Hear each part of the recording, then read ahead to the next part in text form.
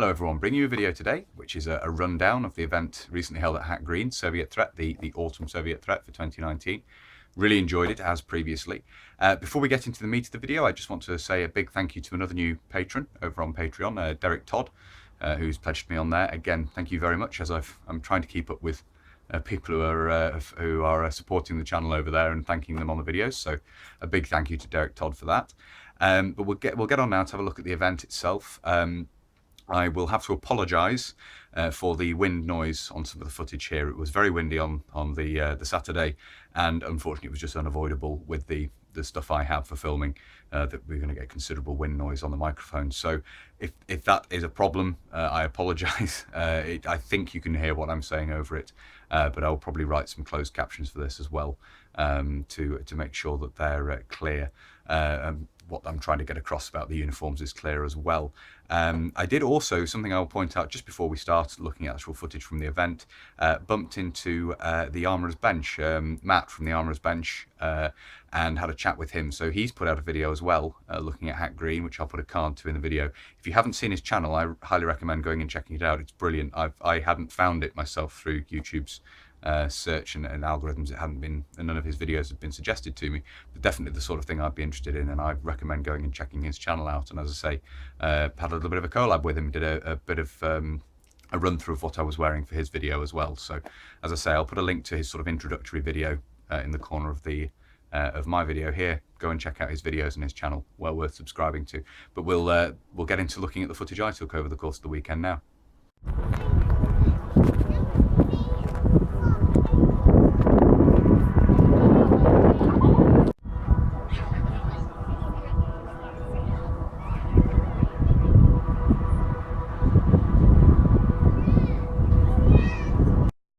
So here we are at Soviet Threat, and you might recognise Matt here. Then again, you might not, because he's not got as much facial hair as he had in the start of the year.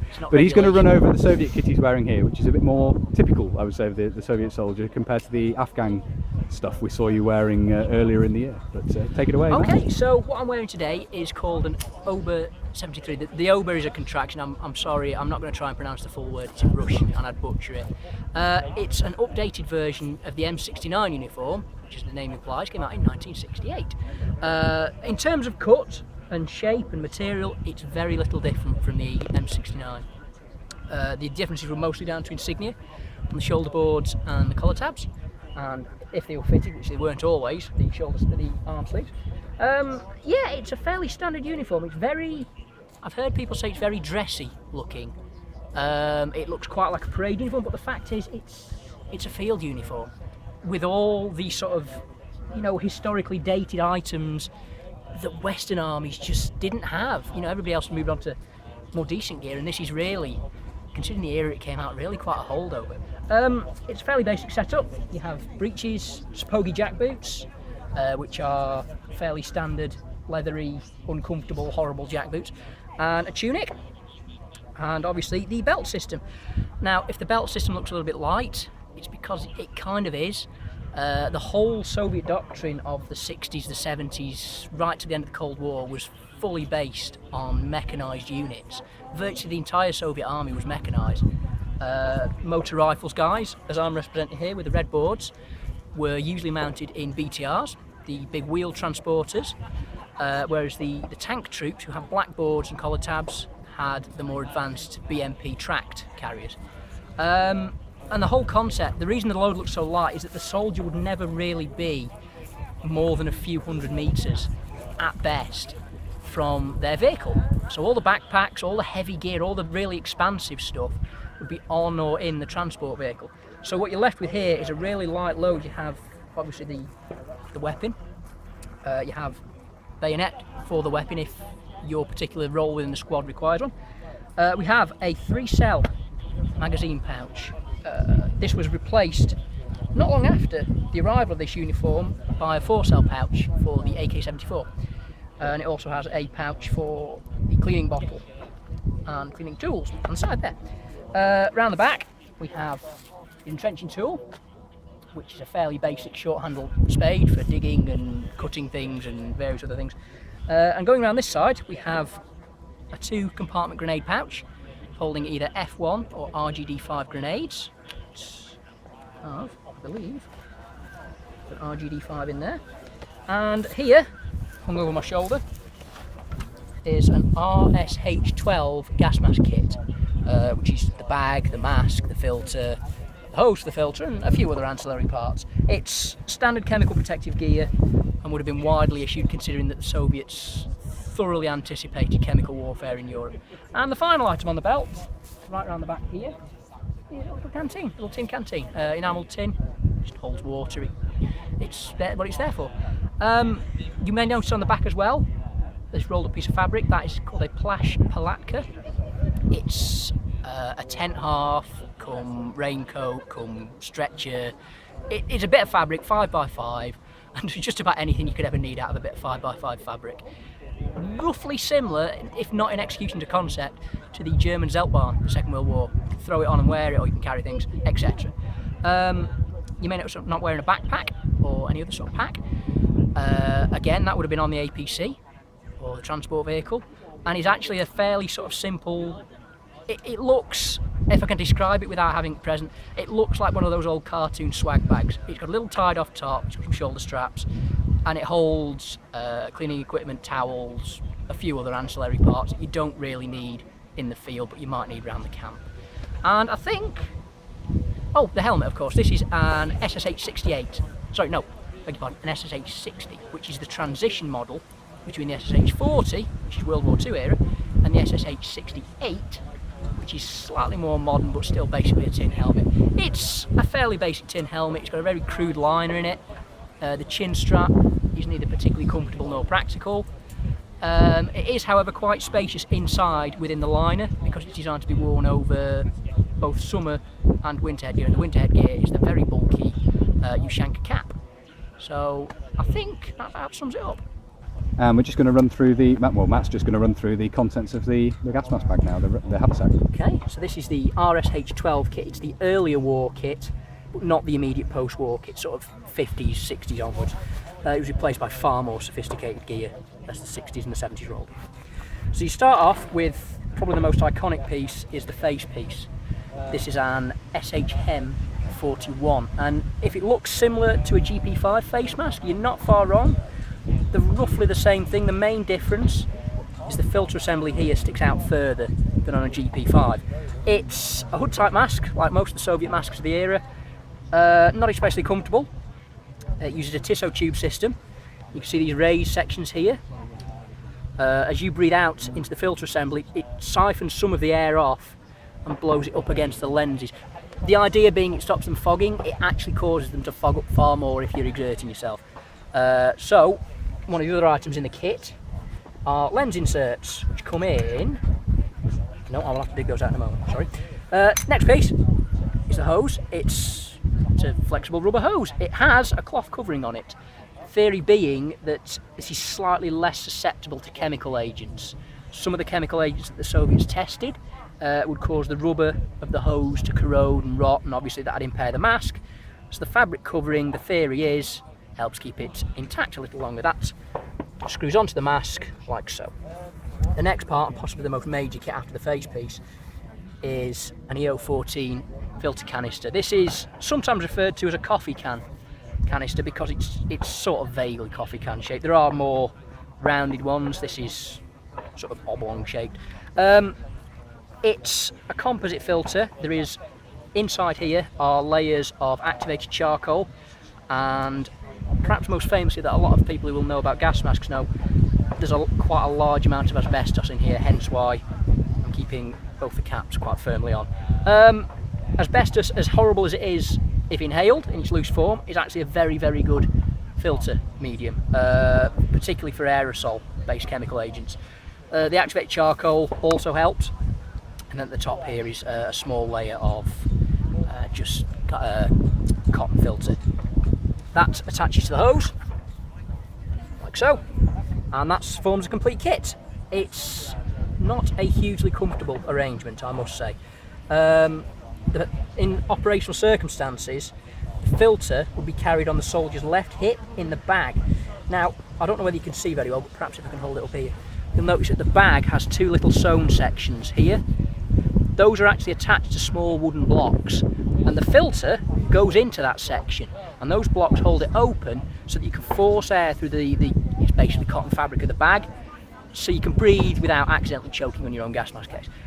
In operational practice, not brilliant, but it never, thankfully, mostly came to operation, never came into operational service. So that's that, and in the side pocket here, we have a strap holding the bag around you, so it doesn't flap all over the place when you're running around. And other than that, it's just a fairly basic cotton bag with a little buckle down. Did you lose something out of the pouch? Did I lose something? Oh, I did. There we go. Right, I'm really sorry, I forgot that was in there.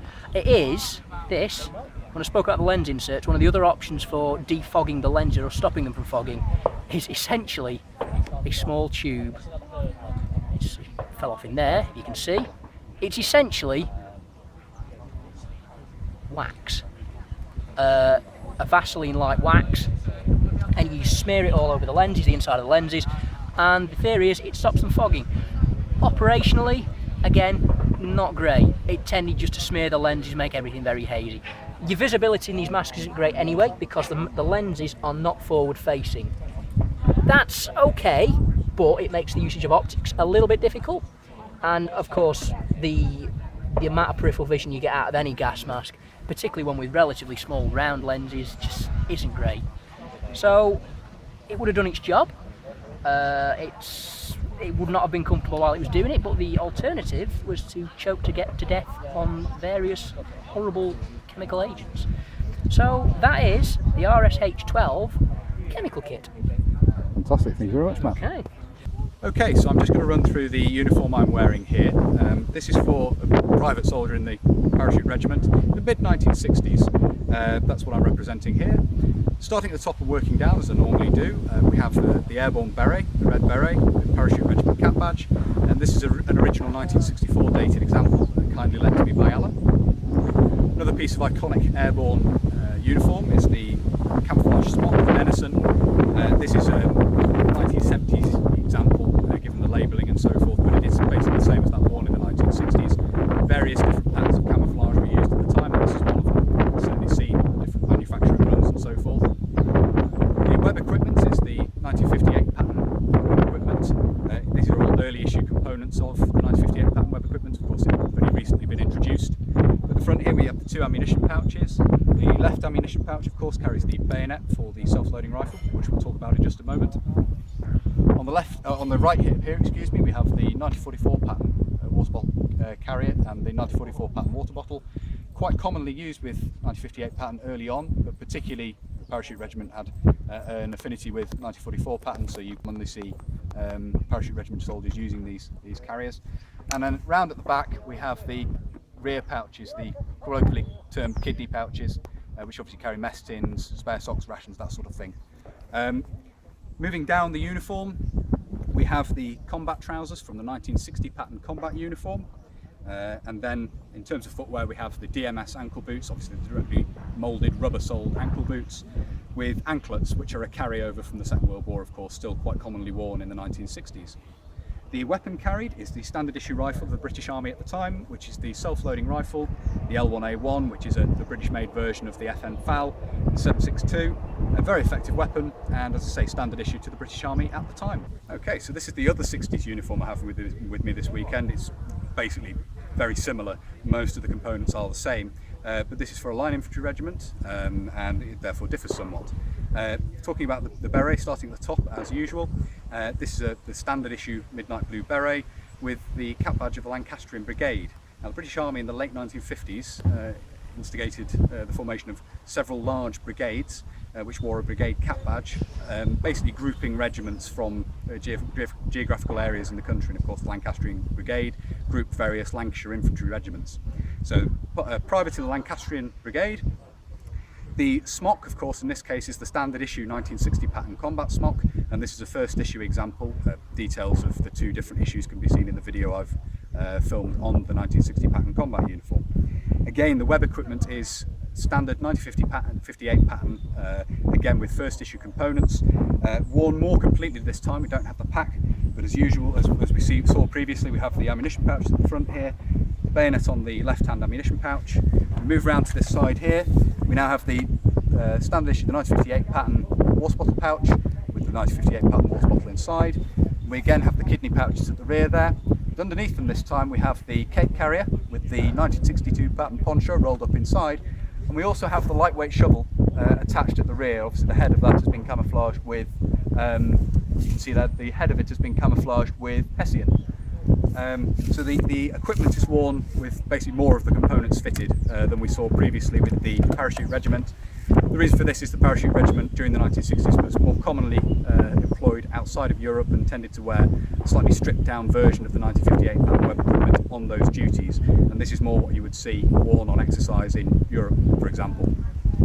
Moving down again, we have the 1960 pattern combat trousers, as were worn with the uniform we previously looked at, the parachute regiment uniform, and again we have anklets and DMS boots, again as we saw previously. And once again, the weapon carried is the standard issue self-loading rifle, the L1A1, and that is the uniform, as I say, of a more standard infantryman of the British Army in the 1960s, the mid-1960s. One detail to note here is with the 1958 pattern web equipment worn as a more complete set here than it was when I was wearing parachute regiment uniform. The ammunition pouches actually have the clips attached from the poncho carrier, as you can see at the back here, the cape carrier, and this means that they are pulled back. Now, when this isn't attached, they tend to hang very straight on the belt, at least first issue pouches do and second issue, because the C-hooks on the back are stitched on straight, vertically. And that means they actually tend to hang down and interfere with the legs a little bit if you're trying to sit down and so on. But this feature here does mean that even though these pouches will hang straight on the belt without anything pulling them back, there's enough tension in here just to pull them out of the way, which means you've got a little bit more manoeuvrability. I'm fairly skinny, which means that fitting them further round on the hips isn't really an option, but just this little bit of tension on the pouches does mean they are pulled back somewhat, and it does mean you've got a bit more flexibility in the legs there, and sitting down is a little bit easier. So just a feature of the equipment to note. When it's worn in a more complete set as it is here, this problem with the pouches hanging vertically down is somewhat alleviated.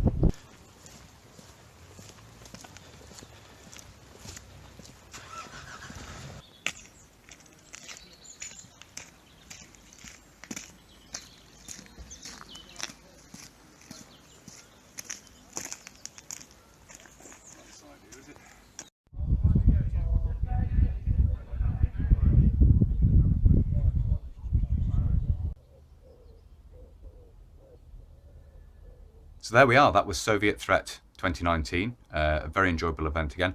Not as much footage as I took last time, partly because obviously the second day wasn't as involved, so there wasn't as much time to film and so forth. But nevertheless, I hope there's some interesting stuff there for you to take a look at. Thank you very much to Jake Brown for taking some of that footage, and my friend Alan Pryor as well. But Jake has his own YouTube channel too, and I'll put a link to that. There's a pinned comment down below with timestamps for the video of the various sections, and I'll put a link through to his YouTube channel down there as well. I've also put a link there to, obviously I mentioned at the start of the video, the Armourer's Bench. I've put a link in the pinned comment there as well, for you to go and find that if you're interested. I've noticed on some videos that it appears that cards aren't actually working, so that's perhaps a more reliable way of doing it. What I'll do now is I'll do a quick run through of the bits and pieces picked up at the weekend, as I normally do, which I have here. So we'll start off with a couple of bits and pieces, a couple of webbing items, water bottle pouches for the 1958 pattern set. If you've been watching my show reports and things and Stoneleigh videos, you'll have seen me perpetually picking these up. I tend to pick them up when I see them cheaply, and the reason for that is, of course, it's not uncommon, particularly in the 1980s. By the time of the 1980s, a lot of men were customizing their web equipment to a greater or lesser extent, and one method of doing this was to replace the rear pouches, the kidney pouches, with a string of these across the back of the belt. And so I'm always on the lookout for these. I think I have quite a few now. I should probably check how many I have and see if it's I need, quote, need to buy any more. But I can probably do a set now with 4 or 5 of these across the back, in addition to the one actually carrying the water bottle. So some more water bottle pouches. Another item I picked up, which is a lovely ration item from the post-war compo rations, is a matches and sweets tin. And this contains both boiled sweets and a box of matches, as you can hear. and it's in really nice condition. There's not much corrosion or anything on it. So a nice addition to the composition ration items I have. I've got quite a few compo tins now, but that's certainly a very nice little addition, and it's a very good price considering what these have been going for on eBay. It was only a £5, so can't go wrong with that, I think. We'll look at this next. A set of braces for the 1944 pattern web equipment. These are in really nice condition. The ones I have, the wartime dated ones I have, well, very late war dated ones I have, these are a 1945 dated pair. The previous ones I've had dated 1945. The tips have actually begun to corrode through, so I wanted a set with basically I wanted a set in better condition, and these are, and they were only a £5, so see them when you see them at that sort of price, pick them up. Another item purchased from Matt, who you saw in the video, is a Mark IV helmet, which was £15, which is not a bad price these days, and it's in good condition. The elastic chin strap is in very good condition. The line is in very good condition. This is probably going to be repainted, rubbed down and repainted into sand paint scheme for Cyprus, also to some degree in Aden as well, although helmets weren't very commonly worn over there. You do see them and they're painted desert sand when they are seen. So that's what's going to happen to this one. Got a few Mark IVs now, so happy to repaint that one. And very kindly gifted to me by a friend, Peter, who's gifted me various other items. I think I've mentioned previously about they gave me a frame for GS Bergen and so forth. Very kindly often has bits and pieces when we meet up with him that he's gifted. And this is a 1978 dated Jersey Man's Heavy, as you can see, but a fairly early Royal Navy example. These were introduced into Royal Navy service in the 1970s, the early 1970s, we believe, and this is obviously a size 4, so pre-metric sizing, but 1978, so a nice dated example. Often the labels don't have a date, you have to just work off the contract number.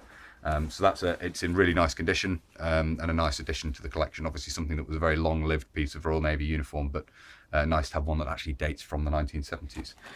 So that's what I picked up at the weekend. I think that's everything I wanted to cover in this video, so I'll just run through my usual spiel at the end. Obviously to say, I've already said a big thank you at the start of the video to my Patreon subscribers, the people who support me over there. There is a link to the Patreon in the description below. If you like my videos enough to want to contribute to the channel, there's that option, or there's also PayPal for one-time donation should you wish to. I am amazed that people find my videos interesting enough to want to give me money, but it's something people asked about, and there is that option down below. There's also the Facebook and the Instagram page. I post photographs to these and chat about the events that I'm going to in the future, so people can, if they want to meet up or come and say hello, they know where I'm going to be, which is always nice. That's always nice when that happens. And of course, if you like my videos, then please do consider subscribing to the channel, and clicking the little notification button as well if you've already subscribed, or if you're now subscribing. That will alert you, of course, when I do upload future videos. But as I've said, I think that's everything for this video, so until next time, bye for now.